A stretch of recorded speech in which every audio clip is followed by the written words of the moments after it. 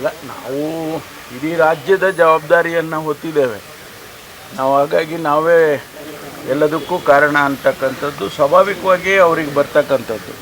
ಅದ್ರ ಬಗ್ಗೆ ನಮ್ಮದೇನು ತಕರಾರಿಲ್ಲ.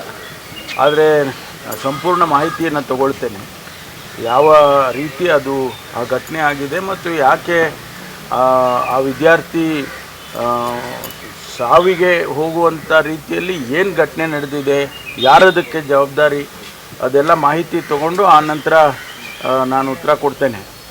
ಈಗ ನಾನು ನಮ್ಮ ಕಮಿಷನರ್ ಆಫೀಸಿಗೆ ಸಭೆ ಇದೆ, ಅಲ್ಲಿ ಅದನ್ನು ಮಾತಾಡ್ತೇನೆ. ಸರ್, ಈಗ CM ಗೊಂದಲ ಏನಿದೆ ಸರ್, ಈಗ ಹೈಕಮಾಂಡ್ ಇತ್ಯರ್ಥ ಮಾಡುತ್ತಾದರೆ ಮಲ್ಲಿಕಾರ್ಜುನ್ ಖರ್ಗೆ ಅವರು AICC ಅಧ್ಯಕ್ಷ ಆಗಿದ್ದಾರೆ, ಕನ್ನಡಿಗರಾಗಿದ್ದಾರೆ, ಅವ್ರಿಗೆ ಇಲ್ಲಿನಂಥ ಜನರ ಪರಿಸ್ಥಿತಿ ಗೊತ್ತಿದೆ. ಅವರು ಒಂದು ಮನಸ್ಸು ಮಾಡಿದಿದ್ರೆ ಆಗೋಗಿರ್ತಿತ್ತು ಇಷ್ಟೊಳಗಡೆ. ಆದರೆ ಅವರಿಗೆ ದಲಿತರೇ CM ಆಗಬೇಕು ಅನ್ನೋ ಒಂದು ಲೆಕ್ಕಾಚಾರದಲ್ಲಿ ಏನಾದರೂ ಅವರೇ ಮುಂದೂಡಿಸ್ತಾ ಇದ್ದಾರಾ ಅನ್ನೋದು ಪ್ರಶ್ನೆ ಸರ್.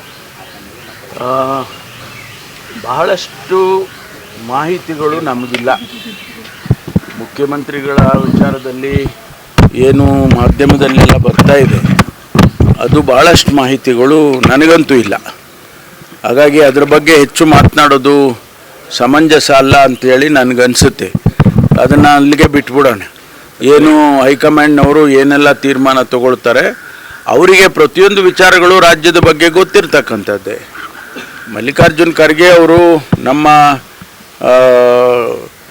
ಅಖಿಲ ಭಾರತ ಕಾಂಗ್ರೆಸ್ಸಿನ ಅಧ್ಯಕ್ಷರಾಗಿರೋದೇ ನಮಗೆ ಒಂದು ಸೌಭಾಗ್ಯ. ಯಾಕೆಂದರೆ AICC ಅಧ್ಯಕ್ಷರಾಗೋದು ಅಷ್ಟು ಸುಲಭನೂ ಅಲ್ಲ ಮತ್ತು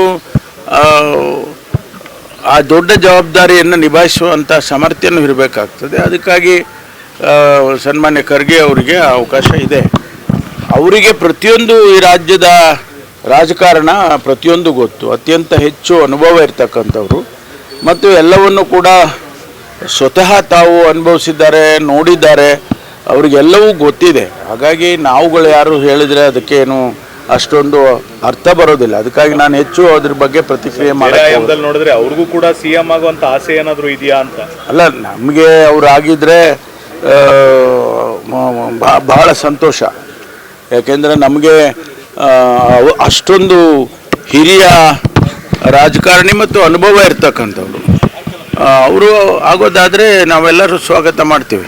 ರಾಜೀನಾಮೆದವ್ರು ಹೇಳಿದ್ದಾರೆ ಸರ್, ದಲಿತರ ಮುಂದಿನ CM ಆಗಬೇಕು ಅನ್ನೋದು ನಮ್ಮ ಬೇಡಿಕೆ. ಈಗ ಹೆಚ್ಚಿಗೆ ಅದ್ರ ಬಗ್ಗೆ ಮಾತಾಡೋದು ಬೇಡ. I don't want to unnecessarily get into that. ಸುಮ್ಮನೆ ನಮ್ಗೆ ಗೊತ್ತೇ ಇರೋದಿಲ್ಲ ವಿಷಯಗಳು, ನಾವು ಏನೋ ಹೇಳೋಕ್ಕಾಗೋದಿಲ್ಲ. ಸಂದೇಶ ಹೋಗ್ತಾ ಇದೆ ಅಂತ. ಡೆಲ್ಲಿಗೆ ಹೋಗೋದು ಬರೋದು ಏನೇನು ಕಾಮನ್ ಅಲ್ವಾ. ಡೆಲ್ಲಿಗೆ ನಮ್ಮ DCM ಅವರು ಹೋಗಿದ್ದರು, ಅವರು ಡಿಫೆನ್ಸ್ ಮಿನಿಸ್ಟರ್ನ ಭೇಟಿಯಾಗಿದ್ದರು. ರಾಜ್ಯದಲ್ಲಿ ಯಾವುದೋ ಒಂದು ಸಮಸ್ಯೆ ಅಥವಾ ಒಂದು ಅಭಿವೃದ್ಧಿ ಡಿಫೆನ್ಸಿನ ದೃಷ್ಟಿಯಿಂದ ಚರ್ಚೆ ಮಾಡಬೇಕು ಅಂತ ಅವರು ಹೋಗಿದ್ದಾರೆ. ಅದೇ ರೀತಿ ಮಹದೇವಪ್ಪನವರು, ಮುನಿಯಪ್ಪನವರು ಈ SC ST ನಮ್ಮ ಇಂಟರ್ನಲ್ ರಿಸರ್ವೇಷನ್ ಅದನ್ನು SC ಕಮಿಷನ್ನಿಗೆ ತಿಳಿಸ್ಬೇಕು ಅಂತೇಳಿ ಅವರು ಹೋಗಿದ್ದಾರೆ. ಅಲ್ಲಿ ಡೆಲ್ಲಿಗೆ ಹೋದಾಗ ನಮ್ಮದೊಂದು ಸಂಪ್ರದಾಯ, ನಾನು ಹೋದರೂ ಅಷ್ಟೇ, ಯಾರೇ ಹೋದರೂ ಅಷ್ಟೇ, ನಮ್ಮ AICC ಕಚೇರಿಗೆ ಭೇಟಿ ಕೊಡ್ತೀವಿ. ಅಲ್ಲಿ ಯಾರು ನಮಗೆ ಸಿಗ್ತಾರೆ ಅಥವಾ ನಾವೇ ಯಾರನ್ನಾದರೂ ಭೇಟಿ ಮಾಡಬೇಕು ಅಂತಿದ್ರೆ ಅವರ ಅಪಾಯಿಂಟ್ಮೆಂಟ್ ತೊಗೊಳ್ತೀವಿ, ಮಾತಾಡ್ಕೊಂಡು ಬರ್ತೀವಿ. ಇದು ರಾಜ್ಯದ ರಾಜಕಾರಣ ಇರ್ಬೋದು, ರಾಷ್ಟ್ರದ ರಾಜಕಾರಣ, ಪಕ್ಷದ ರಾಜಕಾರಣ ಇರ್ಬೋದು. ಮೇ ತಿಂಗಳ ಒಳಗಡೆ ಸರ್ ಫಲಿತಾಂಶ ಬಂದ ನಂತರ ಎಲ್ಲ ಗೊಂದಲಗಳಿಗೂ ಕೂಡ ಹೈಕಮಾಂಡು ಇತ್ಯರ್ಥ ಮಾಡುತ್ತೆ ಅನ್ನೋಂಥ ನಿರೀಕ್ಷೆ ನಿಮಗಿದೆಯಾ ಸರ್? ನೋಡಿ, ನಮಗೆ ಇದೆಲ್ಲದಕ್ಕಿಂತ ಮುಖ್ಯವಾಗಿ ನಮಗೆ ರಾಜ್ಯದ ಜನತೆಗೆ ನಾವು ಮಾತು ಕೊಟ್ಟಿದ್ದೀವಿ, ಒಳ್ಳೆ ಆಡಳಿತ ಕೊಡ್ತೀವಿ. ನಾವು ಪ್ರಣಾಳಿಕೆ ಅಧ್ಯಕ್ಷ, ನಾನು ಪ್ರಣಾಳಿಕೆ ಬರೆಯುವಾಗ ನೀವು ಮೊದಲನೇ ಪೇಜಲ್ಲೇ ನೋಡಿ, ನಾವು ಈ ರಾಜ್ಯಕ್ಕೆ ಒಂದು ಒಳ್ಳೆಯ ಆಡಳಿತವನ್ನು ಕೊಡ್ತೀವಿ, we give A good governance ಅಂತ ಹೇಳ್ಕೊಂಡಿದ್ದೀವಿ. ಅದಾಗೋದು ಮುಖ್ಯ ಅಲ್ವಾ. ನಮ್ಮ ಒಳಗಡೆ ರಾಜಕಾರಣ, ಒಳಗಡೆ ಗೊಂದಲ ಇವೆಲ್ಲ ಯಾವಾಗಲೂ ಇರುತ್ತೆ. ಆದರೆ ಮುಖ್ಯವಾಗಿ ರಾಜ್ಯದ ಜನತೆಗೆ ನಾವು ಆಶ್ವಾಸನೆ ಏನು ಕೊಟ್ಟಿದ್ದೀವಿ ಅದು ಮಾಡಬೇಕು. ಅಹಿಂದ ಸಮಾವೇಶ ಹುಬ್ಳಿನಲ್ಲಿ ಮಾಡಬೇಕು ಅನ್ನೋ ಚರ್ಚೆ ನಡೀತಾ ಇದೆ. ಸತೀಶ್ ಜಾರಕಿಹೊಳಿ ಅವರು ಕೂಡ ಅದೇ ಚರ್ಚೆ ಮಾಡೋದಕ್ಕೆ ಹೋಗಿದ್ದಾರೆ ಅಂತ. ಅಹಿಂದ ಸಮಾವೇಶಕ್ಕೆ ಅಹಿಂದ ನಾಯಕರು ತೊಡಕು ಮಾಡ್ತಾ ಇದ್ದಾರೆ, ಕೆಲವು ರಾಜ್ಯ ನಾಯಕರು ತೊಡಕು ಮಾಡ್ತಿದ್ದಾರೆ ಅನ್ನೋಂಥ ಆರೋಪ. ಹುಬ್ಳಿನಲ್ಲಿ ಸಮಾವೇಶ ಮಾಡಬೇಕು ಅಂತ 25 ವರ್ಷ ಆಗಿದೆ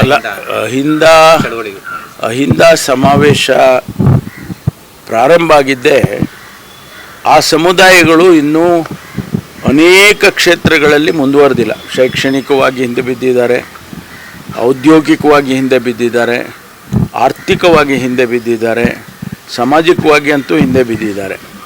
ಅದಕ್ಕೆ ಅವರಿಗೆ ಉತ್ತೇಜನ ಕೊಡಬೇಕು ಅನ್ನುವ ಕಾನ್ಸೆಪ್ಟಿಂದನೇ ಅಹಿಂದ ಪ್ರಾರಂಭ ಆಗಿದ್ದು. ಈಗ ಮತ್ತೆ ಮತ್ತೆ ಅದನ್ನು ನಾವು ಹೇಳಬೇಕಾಗ್ತದೆ, ಯಾಕೆಂದರೆ ಅದು ಇನ್ನೂ ನಮಗೆ ಕಾರ್ಯಗತ ಆಗಬೇಕಲ್ಲ. ಸಂಪೂರ್ಣವಾಗಿ ಆ ಸಮುದಾಯಗಳು ಸಮಾಜದ ಮುಖ್ಯವಾಹಿನಿಗೆ ಬರೋದಾದರೆ ಸಂತೋಷ. ಅಲ್ಲಿವರೆಗೂ ನಾವು ಇದನ್ನು ಮಾಡಲೇಬೇಕಾಗ್ತದೆ. ಹೈಕಮಾಂಡ್ ಒಪ್ಪಿಗೆ ಕೊಡಬೇಕು ಅಂತ ಹೇಳ್ತೀರಾ? ಹೌದು, ಸಮಾವೇಶ ಆಗಬೇಕು. ಅವರೆಲ್ಲ ಅವರವರ ಸಮಸ್ಯೆಗಳಿಗೆ ಉತ್ತರವನ್ನು ಕಂಡುಹಿಡ್ಕೋಬೇಕು. ಅದಕ್ಕೆ ಸಮಾವೇಶ ಮಾಡಿದರೆ ಒಳ್ಳೆಯದು. ದಲಿತ ಸಮಾವೇಶಕ್ಕೆ ಅನುಮತಿ ಕೊಡಲಿಲ್ಲ ಸರ್.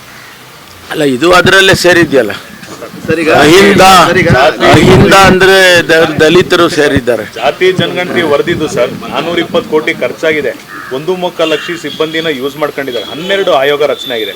ಆದರೂ ಒಂದು ತಾರ್ಕಿಕ ಅಂತ್ಯ ಇವತ್ತವರೆಗೂ ಬರೋಕ್ಕಾಗಿಲ್ಲ. ಇದರಲ್ಲಿ CM ಸೋತ್ರ ಈ ಹಂತದಲ್ಲಿ ಅನ್ನೋ ಒಂದು ಪ್ರಶ್ನೆ. ಇಲ್ಲ, ಸೋಲೋ ಪ್ರಶ್ನೆನೇ ಇಲ್ಲ. ಬಟ್ ಹೆಚ್ಚು ಮಾಹಿತಿ ನನಗೆ ಅದ್ರ ಬಗ್ಗೆ ಇಲ್ಲ. ಹಾಗಾಗಿ ನಾನು ಹೇಳೋದಕ್ಕೆ, ರಿಯಾಕ್ಟ್ ಮಾಡೋದಕ್ಕೆ ಸಮರ್ಥನಲ್ಲ. ವಿನಯ್ ಕುಲಕರ್ಣಿ ಅವರ ಪ್ರಕರಣದಲ್ಲಿ ಅವರ ಕನ್ವಿಕ್ಟ್ ಆಗಿದ್ದಾರೆ. ಶಾಸಕ ಸ್ಥಾನದಿಂದ ಅನರ್ಹ ಆಗಬೇಕಿತ್ತು. ಏನಾದರೂ ಮಾಹಿತಿ? ಅದು ಪ್ರೊಸೀಜರಲ್ಲ. ಅದು ಸ್ಪೀಕರು ಮತ್ತು ಅವರಿಗೆ ಬಿಟ್ಟಿರ್ತಕ್ಕ ಕಾನೂನು ವ್ಯವಸ್ಥೆಯಲ್ಲಿ ಯಾವ ರೀತಿ ಮಾಡಬೇಕು ಅದನ್ನು ಪ್ರೊಸೀಜರಲ್ಲಿ ಮಾಡ್ತಾರೆ. ಅದು 1 ದಿನ ಡಿಲೇ ಆಗ್ಬೋದು, 2 ದಿನ ಡಿಲೇ ಆಗ್ಬೋದು. ಅದನ್ನು ಯಾರೂ ಕೂಡ ಉಲ್ಲಂಘನೆ ಮಾಡೋಕ್ಕಾಗೋದಿಲ್ಲ. ಅಲ್ಲ, ತೀರ್ಮಾನ ಆಗಿದೆ. ತೀರ್ಮಾನಕ್ಕೆ ತಕ್ಕನಂಗೆ ಅಧಿಸೂಚನೆಯನ್ನು ಮಾಡಿದ್ದಾರೆ. ಭಾಳ ಒಳ್ಳೆಯದು. ಈಗ ನಾವು 56,000 ಹುದ್ದೆಗಳನ್ನು ಏನು ನಾವು ನೇಮಕಾತಿ ಮಾಡಬೇಕು ಅಂತ ಇದ್ದೇವೆ. ಈ ಅಧಿಸೂಚನೆ ಆದ ತಕ್ಷಣವೇ ಅವರು ನೋಟಿಫಿಕೇಷನ್ಗಳನ್ನು ಎಲ್ಲ ಇಲಾಖೆಗಳು ಮಾಡ್ತಾರೆ. ಈಗ ನಮ್ಮ ಇಲಾಖೆಯಲ್ಲೂ ಕೂಡ 8,000 ಸಿಬ್ಬಂದಿ ನೇಮಕಾತಿ ಮಾಡೋದಕ್ಕೆ ಪ್ರಸ್ತಾವನೆ ಇತ್ತು. ಈಗ ನಾವು ನೋಟಿಫಿಕೇಷನ್ ಇಮಿಡಿಯೇಟಾಗಿ ಮಾಡ್ತೀವಿ. ಈಗಾಗಲೇ ನಮಗೆ ಫೈನಾನ್ಸ್ನವರು ಕ್ಲಿಯರೆನ್ಸ್ ಕೊಟ್ಟಿದ್ದಾರೆ. ಇಮಿಡಿಯೇಟಾಗಿ ನೋಟಿಫಿಕೇಷನ್ ಮಾಡ್ತೀವಿ.